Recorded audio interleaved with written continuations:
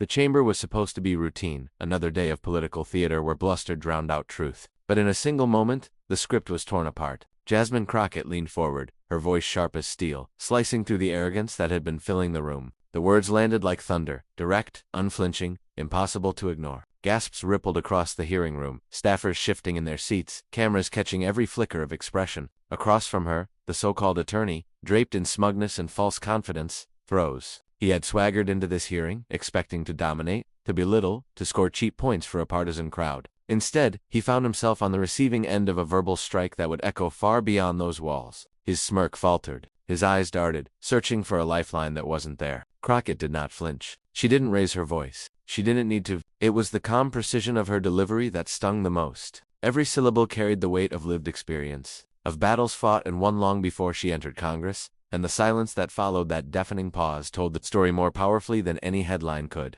It wasn't just a retort. It was a reclamation of space. A reminder that dignity could stand tall in the face of condescension. For the people watching at home, it was electric. Phones lit up instantly. Viewers recording, clipping, sending messages to friends. You have to see this. In real time, the internet began to hum with recognition that something extraordinary was unfolding. For the villain, though, time slowed. His carefully rehearsed swagger crumbled, revealing the hollowness beneath. What he thought would be an easy spectacle was unraveling into humiliation. The expression on his face said it all. Disbelief mixed with the dawning realization that he had underestimated the wrong woman. And yet, this fiery moment was not born in isolation. It wasn't just about one exchange, one insult, or one instant of pushback. It was the culmination of deeper forces, identity, history, values colliding in a single room. But what led to this fiery moment was more than just words. It was a clash of worlds. The hearing wasn't just another partisan skirmish. It was a battlefield where the very meaning of truth, respect, and representation hung in the balance. On the surface, the agenda looked dry. Testimony, cross-examination, familiar rhythms of political ritual. But beneath it pulsed something raw and urgent, the question of who gets to define America's story, and who gets silenced within it. The so-called attorney, draped in smug bravado, strutted in with the air of someone convinced they held the upper hand. Their goal wasn't illumination but humiliation. To twist, to mock, to score applause from their echo chamber. To them, this wasn't about facts. It was about performance, and they believed Jasmine Crockett would play the role of easy target. What they failed to see was the storm brewing under the surface. For Crockett, this wasn't an abstract debate. It was personal. It was about the dignity of the people she represents. Immigrants, workers, families told again and again that their voices didn't matter. It was about the scars left behind by years of dismissive sneers, the coded insults, the constant attempts to delegitimize her very presence in the chamber. As the questioning unfolded, viewers could feel the stakes rising with every exchange. This wasn't just Crockett versus one opponent. It was dignity versus derision, service versus swagger. The line between politics and spectacle blurred, and millions of people watching online leaned closer, sensing something was about to rupture. And yet, Crockett held her ground with deliberate calm. She didn't need to posture. She didn't need theatrics. She let the villain's arrogance build, allowed him to believe he was in control. Every smirk, every leading question, every cheap shot was another brick stacking up the wall. He didn't realize he was building around himself. Those who know the rhythm of hearings could feel it. The shift, the tightening, the smug certainty of the antagonist began to overplay itself. He was too comfortable, too sure of the script he thought was unfolding. And the audience both in the room and across the country began to sense it too. They didn't yet know the shape it would take, but they knew they were on the verge of watching something unforgettable. Because what was about to happen wasn't simply a rebuttal. It wasn't a clipped exchange lost in the noise of the day. No, this would be a crystallizing moment, the kind that reshapes reputations and becomes legend in political storytelling. The energy was building towards something seismic, and Jasmine Crockett was at the center of it. Viewers had no idea they were about to witness the takedown of the year. Who was this attorney who strutted into the chamber with the swagger of certainty? To his supporters, he was a champion of grievance politics. Someone who could throw rhetorical punches and sneer at the very notion of compromise. To his critics, he was a caricature, the embodiment of arrogance without substance, an operator who thrived on spectacle while hollowing out the truth. His career had been built on performance more than principle. Law degrees and courtroom stints aside, his rise was greased not by service but by silence. He knew how to flash anger for cameras, how to reduce complexity into cheap applause lines. His orbit wasn't the pursuit of justice, it was the currency of outrage. Over the years, his pattern was clear. Demean opponents, oversimplify issues, posture as the sole defender of real Americans while painting anyone outside his circle as suspect. He relished the culture war theater. He played his part as if politics were a cage match, believing volume equaled victory and insult equaled intelligence. And yet, the contradictions were glaring. He railed against elites while cashing checks from donors entrenched in privilege. He postured as a patriot while undermining institutions designed to uphold democracy. He portrayed himself as the voice of the common man, but his record revealed an unbroken chain of self-interest, ambition, and calculated cruelty. Those contradictions, however, rarely mattered in the short term, because arrogance, when performed with enough conviction, often shields itself from scrutiny. His supporters didn't care if he contradicted himself from one week to the next. They cheered the sneer, the mocking tone, the image of a man unafraid to own the other side. That was the armor he brought into the chamber that day. He wasn't there to reason. He was there to win a clip, to walk away with a moment he could spin into proof of his dominance. He imagined headlines praising his wit, his toughness, his ability to put Crockett in her place. He rehearsed the smirk he'd wear when delivering his barbs, ready to bask in the glow of a viral victory. But what arrogance so often forgets is that performance can backfire. The same smirk that plays as strength the allies can read as weakness when it collapses. And collapse was coming. His reliance on derision blinded him to the opponent seated across from him, a woman forged in fire, unshaken by intimidation, unwilling to be dismissed. For Crockett, arrogance wasn't intimidating. It was an opening. She had seen it before in courtrooms, in politics, in the countless attempts to diminish her presence. She understood that the louder someone postured, the more fragile their foundation often was. And she knew how to wait, how to let arrogance expose itself, how to deliver the strike when the moment was undeniable. The attorney may have walked in convinced he was the dominant figure, but arrogance has a way of blinding its wielder, and in this case, it blinded him to the reality that he was walking straight into his own undoing. But if arrogance was their weapon, they were about to learn what happens when arrogance meets unshakable resolve. Jasmine Crockett didn't arrive in Congress by accident. Her path was carved through grit, sacrifice, and a fierce belief in justice. Long before the cameras, long before her name trended on social media, she was a young black woman navigating a world where her intelligence and determination were constantly underestimated. Her story began not with privilege, but with persistence. She knew the sting of being dismissed, the quiet cruelty of people assuming she didn't belong. Instead of breaking her, those experiences sharpened her. They taught her to speak up, to claim space, to fight not only for herself but for those who didn't have a platform.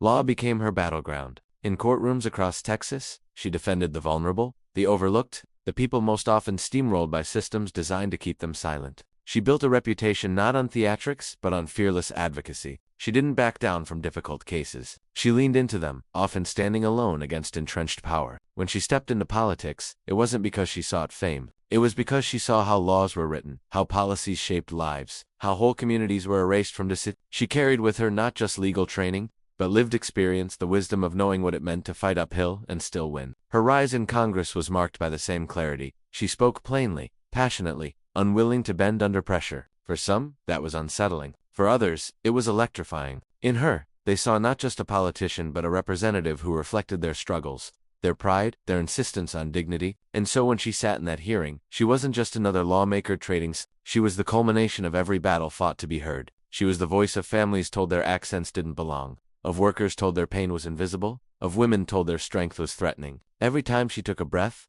every time she fixed her gaze on the opponent across from her, she carried those stories with her. The villain in front of her might have seen only a target. What he missed was that she wasn't standing alone. She was flanked by generations of resilience. Her composure was her weapon. While arrogance blustered, she radiated calm.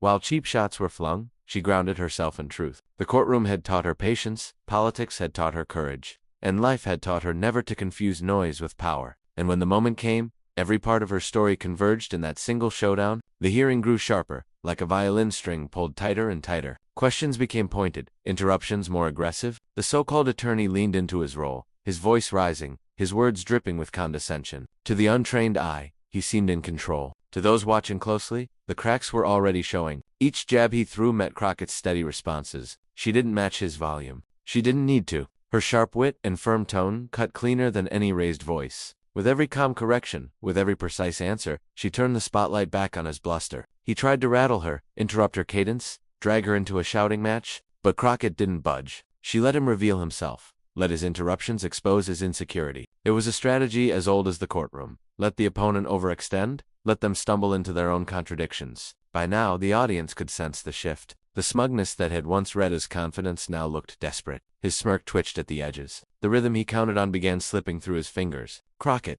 meanwhile, seemed to grow stronger with each exchange, her presence filling the room like a rising tide. And then came the breaking point. One insult too far, one interruption too blatant. The chamber felt tense, as if everyone knew something irreversible was about to happen. Crockett fixed her gaze, her expression calm but unyielding. In that instant, the power dynamic flipped completely. But the real shock wasn't her composure. It was the way she turned the tables with a single mic drop strike. It began with silence. Crockett let the insult hang in the air, let the weight of the disrespect settle over the chamber. She leaned in slightly, her voice low but unwavering. And then, like a blade unsheathed, she delivered her counter. The words weren't loud. They didn't need to be. Each one landed with precision, exposing the hollowness of the attorney's posturing. She didn't simply rebut his argument. She dismantled it piece by piece, stripping away the veneer of authority until nothing remained but arrogance laid bare. The room responded before he could. Gasps, murmurs, the shifting energy of people realizing they had just witnessed a turning point. Cameras zoomed in, capturing his face as the smirk evaporated. The confidence that had carried him into the chamber drained away, leaving only the raw discomfort of someone cornered by truth. Crockett built her momentum carefully. She layered her points, each one tethered not just to fact but to principle. She called out hypocrisy, pointed to contradictions, reminded everyone of the stakes. It wasn't just about him. It was about what he represented, a politics of arrogance,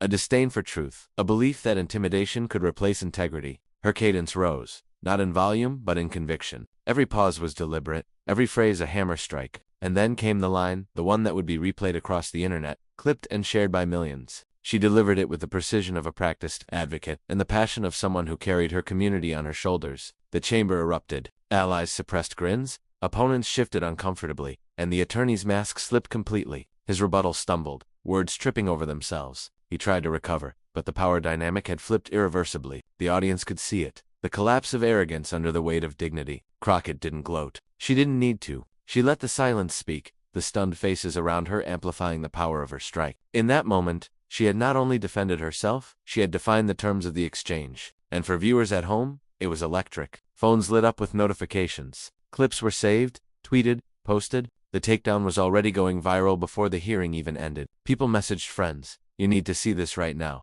For the attorney, there was no way back. Every attempt to reassert control sounded weaker than the last. His voice, once booming with confidence, now cracked under pressure. He had been exposed, dismantled, undone by the very target he thought would be easy prey. And the ripple effects didn't stop at that hearing. They spread across America overnight. By the time the hearing adjourned, the internet was already ablaze. Hashtags with Crockett's name surged to the top of Twitter. Memes flooded Instagram. TikToks replayed her mic drop moment with remixes, slow-motion edits, cinematic scores. Late-night hosts seized it within hours, weaving her takedown into monologues. Commentators replayed it on cable news, some with admiration, others with thinly veiled discomfort. Allies praised her clarity. Critics scrambled to spin the loss, to reframe arrogance as resilience. But the narrative was already set. Ordinary Americans felt it most. Text chains buzzed with pride. Group chats lit up with clips. Immigrant families replayed the moment at dinner tables, nodding at the courage they saw reflected. Workers shared it on break, calling it proof that arrogance doesn't always win. For many, it was more than politics. It was validation, a reminder that dignity can still triumph in spaces designed to silence it. The villain's supporters tried to push back,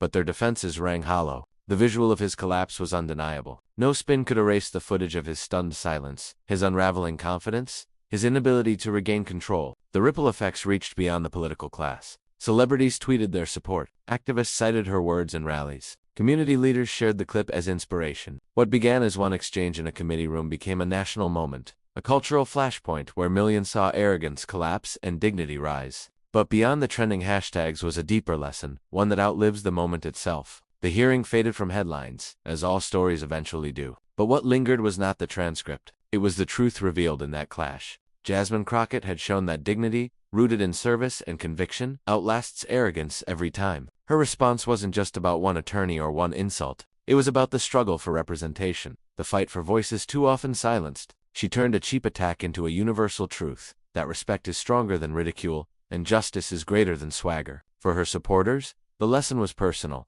They saw in her victory a piece of their own battles, moments when they had been dismissed, underestimated, told to sit down. Through her, they felt vindicated. They felt seen. For the country, the lesson was broader. It reminded America that the measure of leadership isn't who shouts the loudest, but who stands tallest when tested. That arrogance may trend for a moment, but dignity endures. And as Crockett walked out of that chamber, head high, she carried with her more than a viral moment. She carried a renewed sense of what it means to serve, to fight not with arrogance, but with clarity, compassion, and courage. And when the moment came, every part of her story converged in that single showdown. This was more than a clash in a hearing. It was a reminder that dignity, clarity, and truth can still break through the noise. Jasmine Crockett didn't just defend herself, she dominated, turning arrogance into a cautionary tale and showing millions what it means to stand tall. Her moment now belongs to history, replayed in clips, remembered in conversations, and carried forward in the pride of those who saw themselves in her. For every immigrant told they don't belong, for every worker dismissed by arrogance, for every person underestimated, her victory was theirs too. But the story doesn't end here. The question now is,